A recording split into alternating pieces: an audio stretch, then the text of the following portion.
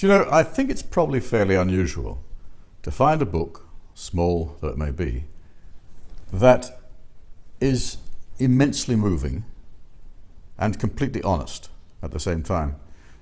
Surprised by Agape is a good book to start with. It's a very small book. It's very easy to read. It's well written.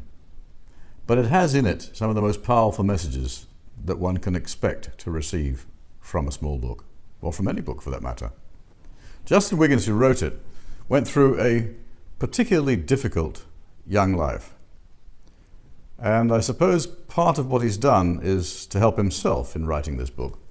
But also I think he's very conscious of the fact that his writing the book and pointing out in it what happened to him and how he got past it could be very, very valuable to innumerable people all over the world. I was reading his book with quite some surprise when he sent me a copy, which I'd asked him to do, and found it to be so honest and so straightforward that in places it was heartbreaking. As many people know, I had a pretty difficult childhood myself, but I think in some ways mine was a cinch compared to what he went through. It's sometimes difficult to read because of its honesty and because of its forthrightness about what was happening in his life and how he was reacting to it.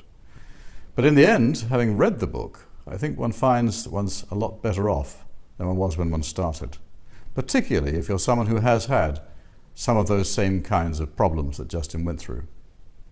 Justin's become a friend of mine, and he's a very nice lad, and I'm very happy to be able to give this kind of recommendation, I suppose you'd call it, for the book that he wrote and the reasons he wrote it. So I think it's quite a good idea if you went out and found a copy of Surprised by Agape and read it very carefully and very thoroughly. I don't think you necessarily have to enjoy it, though you may. I did. But I think it's going to help you through any dilemmas you may have coming your way. Anyway, thanks very much for listening to what I have to say.